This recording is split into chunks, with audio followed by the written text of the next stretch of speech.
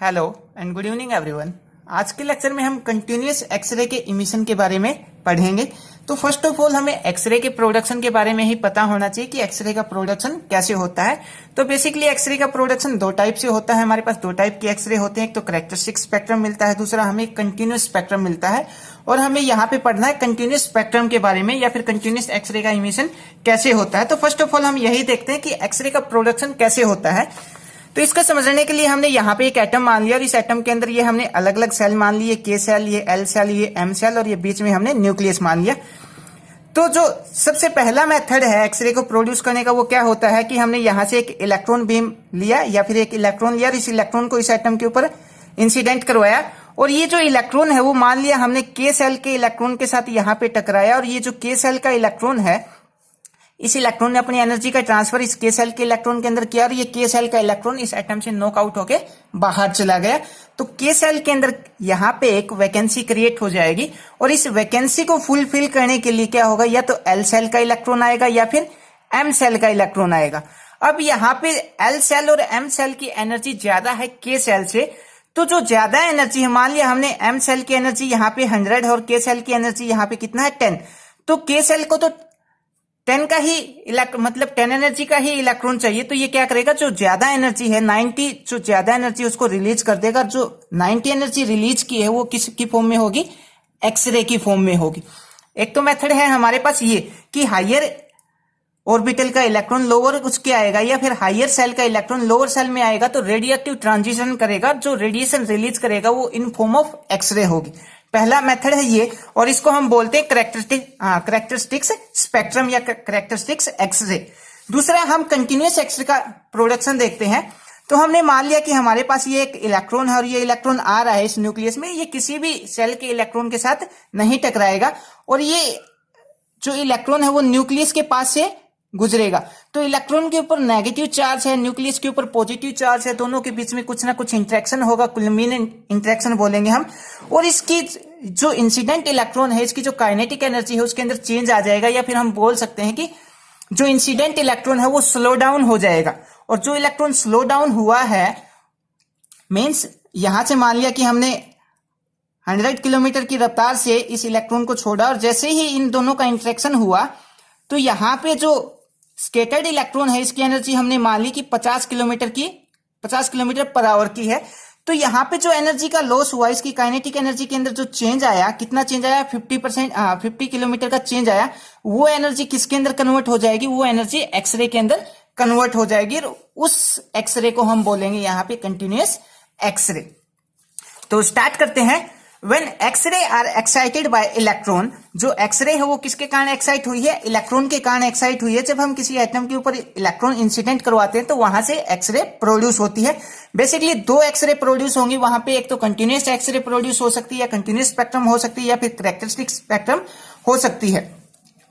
तो then the addition of characteristic spectrum एक continuous spectrum of different nature are arise. तो इन दो जो कंटिन्यूअस एक्सरे और जो कैरेक्टरिस्टिक्स एक्सरे हैं इन दोनों के अराइज होने का अलग अलग मेथड होता है या अलग अलग इनका नेचर होता है। उसके बाद next point, the continuous part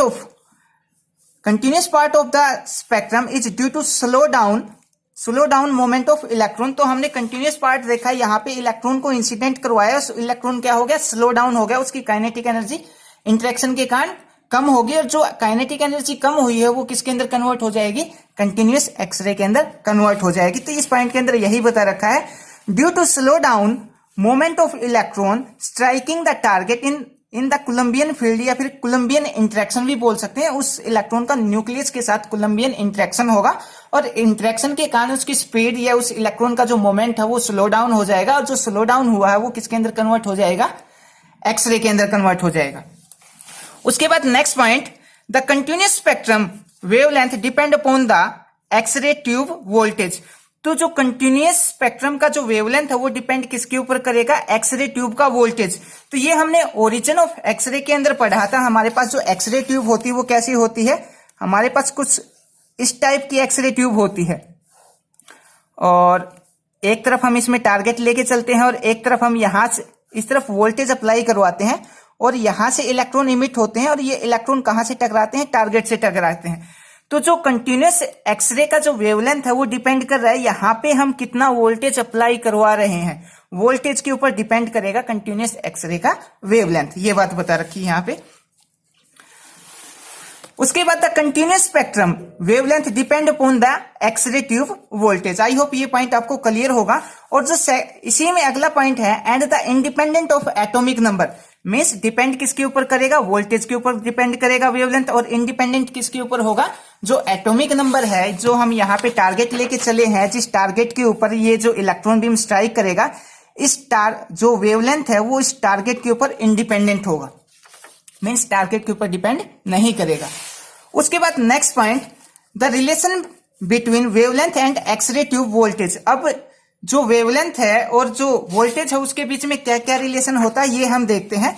तो हमारे पास जो फोटोन का जो एनर्जी होता है वो कितना होता है, E equal to h nu, और न्यू क्या होता है यहाँ पे, एच यहाँ पे प्लैंक्स कांस्टेंट है, न्यू यहाँ पे फ्रीक्वेंसी है। और फ्रीक्वेंसी किसके बराबर होता है, फ्रीक्वेंसी इनवर्सली प्रोपोर्शनल होता है वेवलेंथ के लैम्डा के, और कोई भी डायरेक्टली या इनवर्सली प्रोपोर्शनल रिप्लेस करते हैं तो कांस्टेंट आता है। कांस्टेंट क्या आएगा यहाँ पे, C, तो हमारे पास न्यू की वैल्यू आ जाएगी C बाय लैम्डा।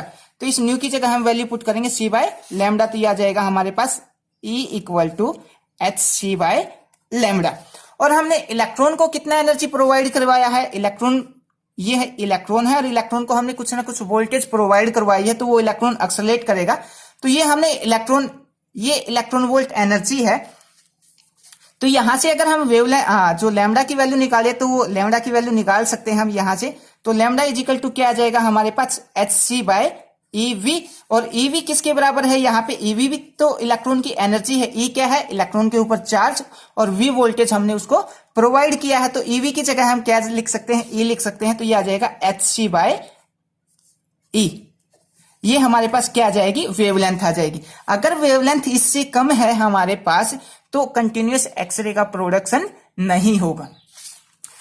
तो यहां पे हमने यही बता रखा है, इजिकल टू एच न्यू लिया, और ये सब यहां पे एक्सप्लेन करके हमने बता दिया। उसके बाद below the short wavelength limit no x-ray radiation is observe. अगर वेवलेंथ इससे कम है तो कोई भी कंटिन्यूस एक्सरे ऑब्जर्व नहीं होगी। उसके बाद next point, intensity of continuous x-ray is proportional to the square of the voltage. तो जो कंटिन्यूस एक्सरे का जो इंटेंसिटी है वो किसके डायरेक्टली प्रोपोर्शनल है, स्क्वायर ऑफ वोल्टेज। इंटेंसिटी को हमने यहां पे लिख दिया आई से, और इंटेंसिटी डायरेक्टली प्रोपोर्शनल है वोल्टेज के स्क्वायर के, तो ये वोल्टेज के स्क्वायर के इंटेंसिटी डायरेक्टली प्रोपोर्शनल है। और देखते हैं जो इंटेंसिटी है वो किसके ऊपर डिपेंड करती है, इंटेंसिटी डायरेक्टली प्रोपोर्शनल होगी first power of atomic number के। तो ये यहाँ पे इंटेंसिटी डायरेक्टली प्रोपोर्शनल हमने एटॉमिक नंबर के लिखा, यहाँ पे इंटेंसिटी डायरेक्टली प्रोपोर्शनल हमने वोल्टेज के स्क्वायर के इक्वल लिखा, सॉरी डायरेक्टली प्रोपोर्शनल लिखा। और जब कोई भी डायरेक्टली प्रोपोर्शनल रिप्लेस करते हैं तो कोई एक कांस्टेंट आता है, यहाँ पे हम एक के कांस्टेंट लेके आए, और के क्या है, यहाँ पे कोई भी प्रोपोर्शनलिटी कांस्टेंट है। तो इस टाइप से हमारे पास कंटिन्यूस एक्सरे का इमिशन होता है। आई होप आपको ये टॉपिक समझ आया हो। अगर इसके अंदर कुछ भी समझ ना आया हो तो आप मैसेज करके या कमेंट करके पूछ सकते हो। Thank you.